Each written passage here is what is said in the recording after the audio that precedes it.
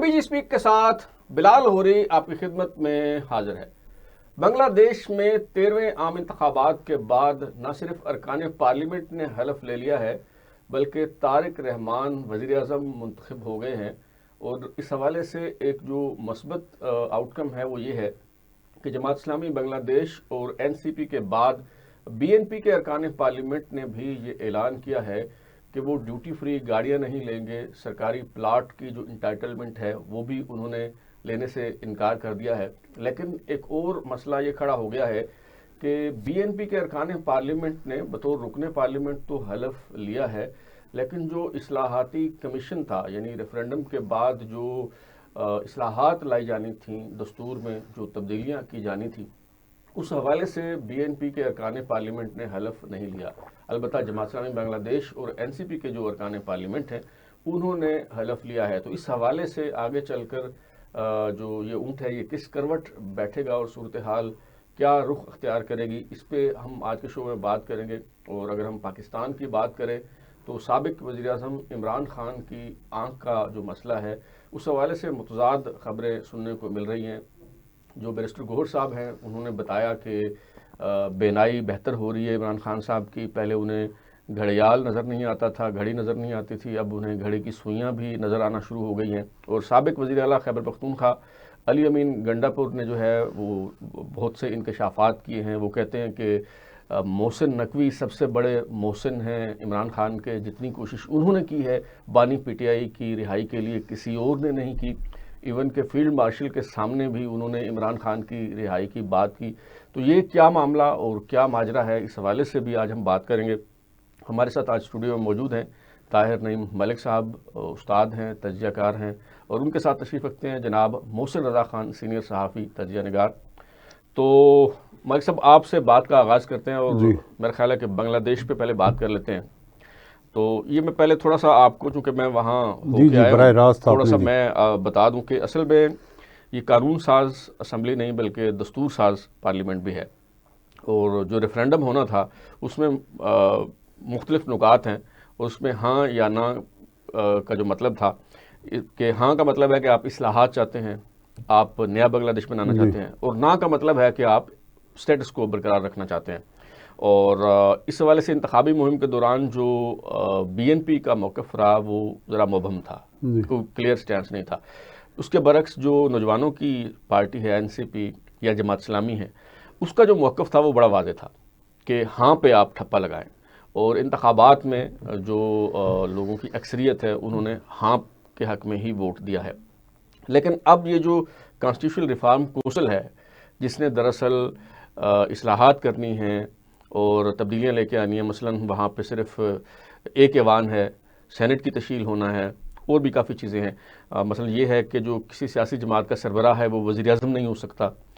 تو یہ اگر انہوں نے حلف نہیں لیا تو پھر آگے چل کے یہ مجھے تو کافی مسائل نظر آ رہے ہیں۔ اس پہ آپ بتائیے کہ آپ کی کیا رائے ہے؟ ایک تو یہ کہ میں چاہتا تھا کہ میں آپ سے سوال کروں، آپ بنگلہ دیش براہ راست دیکھ کے آئے ہیں، بہرحال جو آپ نے بتایا اور ہم نے آپ کا کالم بھی پڑھا اور بھی اس کے اوپر انٹرنیشنل میڈیا کی رپورٹنگ بھی دیکھی، تو اس میں دو تین چیزیں ہیں۔ ایک تو یہ کہ جو موومنٹ وہاں چلی ہے انہوں نے یہ کوشش کی ہے کہ اس کو سوشل کنٹریکٹ میں ڈھالا جائے۔ جو چارٹر آف ریفارم تھا اس کو ایک عمرانی معاہدے کا ذریعہ تو کانسٹیٹیوشن ہے، لیکن کانسٹیٹیوشن برقرار ہے، اور یہ علیحدہ سے ایک اب ریفرینڈم کی حیثیت کانسٹیٹیوشن کے مقابلے میں عوامی رائے کا اظہار تو ہو سکتی ہے، لیکن وہ آئین کا نعم البدل نہیں۔ صحیح۔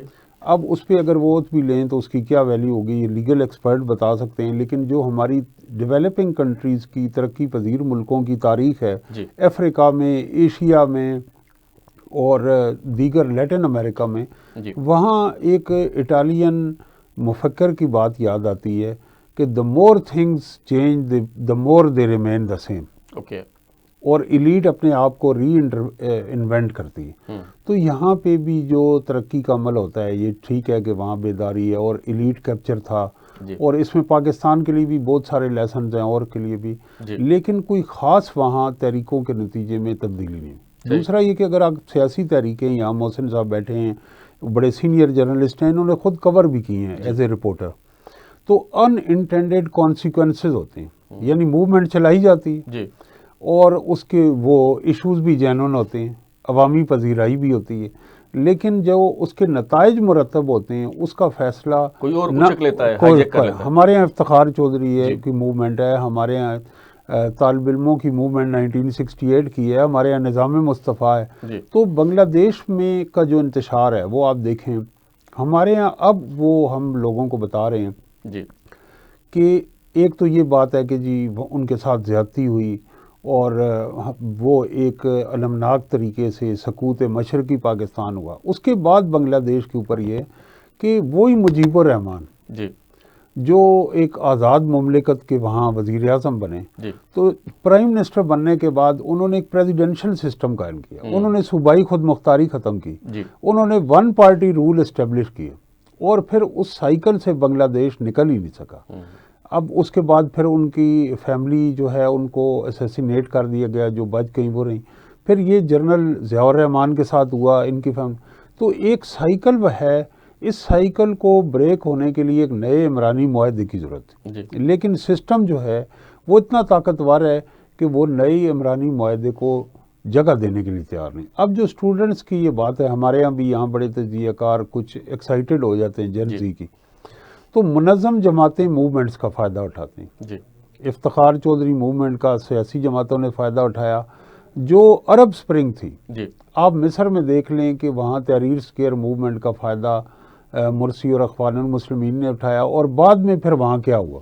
جی تو میں سمجھتا ہوں کہ بنگلہ دیش کے اندر جو ڈیولپمنٹس ہیں وہ بڑی ڈیپ جا کے دیکھنے والی ہیں، جی اور وہاں یہ نظر آ رہا ہے کہ اتھارٹیرین سٹرکچر برقرار ہے اور ایک نئی اپوزیشن نے جنم لیا۔ اگر ہم پلس پوائنٹ یہ کہیں، جو آپ کے کالم میں بھی ڈیٹا آیا جی کہ جماعت اسلامی نے امیزنگلی پرفارم کی، جی وہ جماعت جسے پاکستان کی اتحادی اور پاکستان کی محبت میں جن لوگوں نے وہاں ریزسٹ کیا، ان کو پھانسیاں دی گئی، اس کو لوگوں نے اینٹی اسٹیٹ نہیں سمجھا، جی اور ان کا 12% سے 40% ووٹ آیا۔ بالکل اب وہ اور اسٹوڈنٹ اگر مل کے ایک فارمیڈیبل اپوزیشن بناتے ہیں جی تو یہ بنگلہ دیش میں ایک بہت بڑی ڈیولپمنٹ۔ درست۔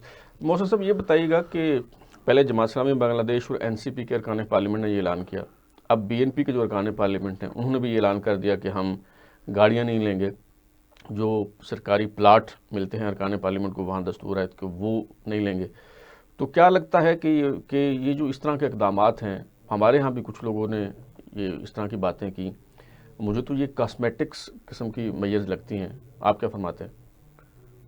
دیکھیں، یہ کاسمیٹک میجر بھی بہت ہی امپورٹنٹ ہے۔ اوکے آپ پاکستان میں دیکھ لیں کہ جو کچھ ہو رہا ہے، ہمارے ارکان پارلیمنٹ اپنی تنخواہوں میں اضافے کر رہے ہیں، اپنی مراعات کے لیے لگے ہوئے ہیں، اور ابھی آج جو ہے سابق گورنر محمد زبیر نے ٹویٹ کیا ہے کہ مریم نواز کے لیے 1 ارب کا لیزر جیٹ جہاز خریدا جا رہا ہے۔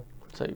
تو یہ پسند ہوئی ہے، اور ہم دیکھتے ہیں کہ پاکستان کے چاروں صوبوں میں کہیں سے خیر کی بات نہیں آتی۔ مریم نواز کی حکومت میں ان کی پرفارمنس اچھی ہے، لیکن اس کے باوجود ہم دیکھتے ہیں کہ وہاں بھی شفافیت نہیں ہے، اور لوگ پوچھ رہے ہیں کہ پسند پہ کتنا خرچہ ہوا اور کیا ہوا۔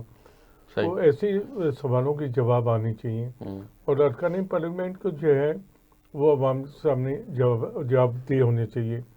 انہوں نے کوئی ایسی برات نہیں لینی چاہیے جو کہ ایک پسماندہ اور غریب قوم جو ہے اسے پسندیدہ نظر سے نہ دیکھے۔ تو اس لحاظ سے تو بنگلہ دیش میں جماعت اسلامی نے اور بی این پی نے اور تمام جماعتوں نے ایک مثال قائم کی ہے، اور یہ جو جسٹر ہے یہ چھوٹا جسٹر نہیں ہے۔ ادھر تو ہمارے پاکستان میں تو اسی لوٹ مار سے آغاز ہوتا ہے، اور ہوتا ہے اور پھر بڑھتا چلا جاتا ہے۔ اب آپ دیکھیں نا کہ ہمارے کوئی 60-70 کے قریب وزیر، مشیر، فوکل پرسن، ایڈوائزر اور ایس اے پی ایم سارے ملا کے تو قومی خزانے پہ بڑا بوجھ ہے، لیکن اس کی کسی کو پرواہ نہیں ہے۔ اور اسی طرح دیکھیں کہ ہمارے یہاں پیٹرول کی قیمتوں میں کس طرح اضافہ ہو رہا ہے. عوام کا تو خیال نہیں رکھا جا رہا. یہ سارے شفیع کے لیے ایک حکومت ہے, ایک ایلیٹ کے لیے حکومت ہے. کہتے ہیں نا کہ وہ democracy for the people, of the people اور by the people for the people. تو ہمارے یہاں تو یہ ایلیٹ کی ہے ڈیموکریسی جو ہے, ان کے مفادات تک تو تحفظ ہو رہا ہے. سولر انرجی پہ دیکھیں کہ کیا کب سے تماشا لگا ہے پاکستان میں. تو میں سمجھتا ہوں کہ یہ پاکستان کے لیے بھی قابل تقلید ہے, اور جس پہ عمل نہ ہوا تو بنگلہ دیش میں تو ایک انقلاب آ گیا تھا. پاکستان میں انقلاب کا تو آنا مشکل ہے, لیکن پاکستان میں کوئی خرابی ہو سکتی ہے. صحیح. ملک صاحب یہ فرمائیے گا کہ ماضی میں بی این پی کی جب حکومت رہی ہے تو عوامی لیگ کے برعکس بی این پی کے دور حکومت میں بنگلہ دیش کے جو پاکستان کے سے تعلقات ہیں وہ بہتر رہے ہیں, اور ابھی بھی انتخابی نتائج سے پہلے بھی حکومت پاکستان کی طرف سے یہی کہا جا رہا تھا کہ ہمارے ظاہر بنگلہ دیش کی ریاست عوام سے تعلقات ہیں اور کوئی بھی پارٹی جیت کے آئے ہمیں کوئی پریشانی جو ہے وہ نہیں ہے. تو مستقبل میں آپ کس طرح سے دیکھتے ہیں بنگلہ دیش اور پاکستان کے تعلقات؟ میں سمجھتا ہوں کہ پاکستان کے لیے ایک بہت بڑی ونڈو آف اپرچونٹی ہے. اور حسینہ واجد وہ جب ایگزائل میں گئی ہیں انڈیا میں, اور جو ایگزائل میں طارق صاحب وہاں تھے اور ان کی والدہ کا انتقال ہوا, تو ان کے اوپر بنگلہ دیش میں ایک لیبل تھا کہ یہ پاکستان پہ سافٹ ہیں, پرو پاکستان. لیکن اس تاثر کو بھی بنگلہ دیش کے ووٹرز نے ریجیکٹ کیا. بالکل. تو اب ہم یہ دیکھ رہے ہیں کہ انگیجمنٹ بہت زیادہ ہے, اور جس طرح سے انڈین میڈیا اس کے اوپر ان کے اوپر ایک لرزہ طاری ہے اور اس کے اوپر وہ ایک کمپین کر رہے ہیں, تو پاکستان کے لیے بہت بڑی ونڈو آف اپرچونٹی ہے. جس طرح یہاں سے الیکشن پہلی دفعہ کور کرنے کے لیے پاکستانی جرنلسٹ گئے ہیں, ڈائریکٹ فلائٹ میں, ہمیں اس وقت کلچرل, اکنامک اور سوشل ٹائز کو مزید وسعت دینے کی ضرورت ہے. باقی وہ انڈیا کو اس لیے ان کے لیے اگنور کرنا مشکل ہے کہ وہ ان کے امیجیٹ نیبر ہیں, اور ان کی ایک اکانومی کا انڈیا کے ساتھ لنک بھی ہے. لیکن انڈیا کے ٹرمز پہ جو بنگلہ دیش کو چلایا جا رہا تھا کہ آپ پاکستان کے ساتھ بالکل کسی طرح کے روابط نہیں رکھیں گے, وہ اب ممکن نہیں. اب انڈیا کو بھی از ایڈجسٹنگ ٹو نیو ریئلٹیز, اور یہ اس میں پاکستان کے لیے بڑی اپرچونٹی ہے کہ مارکیٹ ہے. اگر پاکستان اپنے نیبرہڈ میں دیکھتا ہے تو ہمارے لیے ایک نئی مارکیٹ ہے, اور ہمارے ٹائز بھی ہیں. اور جو کچھ بنگلہ دیش میں ایک پروڈکشن اور ایکسپورٹ ہے, اس کے اندر پاکستان ایک کمپیریٹیو ایڈوانٹیج کریٹ کر سکتا ہے. نمبر 1 ان کی ٹیکسٹائل ایک بہت بڑی مارکیٹ ہے, اور پاکستانی مارکیٹ جو ہے اس کا بھی دنیا میں نام تھا, وہ ڈکلائن میں گئی بنا. تو جوائنٹ پروجیکٹس اور کولیبریشن ہو سکتی ہیں. جو سیکنڈ اسپیکٹ ہے ڈیفنس کا, وہ بھی اب انڈیا کے ساتھ جو ان کے تھے اس طرح کے معاہدے, اس کے بعد وہ انٹرسٹڈ ہوں گے کہ ہم, اور ابھی اس سال میں ہمارے جہاں لیبیا کے ساتھ, سوڈان میں اور مشرق وسطیٰ کے ممالک میں ڈیفنس پروڈکشن کے حوالے سے, ڈیفنس کولیبریشن کے حوالے سے معاہدے ہوئے ہیں. میں سمجھتا ہوں کہ بنگلہ دیش کے ساتھ بھی ہمارے ایسے معاہدے ہو سکتے ہیں. سری لنکا کے ساتھ تو بہت پہلے ہیں, 20-30 سال ہو گئے. تو یہ ساؤتھ ایشیا, جنوبی ایشیا میں ہمارے پاس یہ ایک فنڈامنٹل اگر ایک تاثر دیا جاتا ہے کہ ہمارے افغانستان سے تعلقات خراب ہوئے ہیں, تو ہمارے بنگلہ دیش سے بہتر ہوئے. اور یہ اگر ہم ایران کے ساتھ ہمارے روابط اچھے ہیں اور وہاں پہ ہم یہ کرائسس ایورٹ کر جاتے ہیں, وار کے بجائے وہاں ڈپلومیسی کامیاب ہو جاتی ہے, تو پاکستان کی خارجہ پالیسی میں یہ بہت بڑا ایک شفٹ ہوگا. چلے یہاں پہ ایک مختصر وقفہ لیتے ہیں جی. جب بریک کے بعد واپس آئیں گے تو گفتگو کا سلسلہ یہیں سے جوڑیں گے.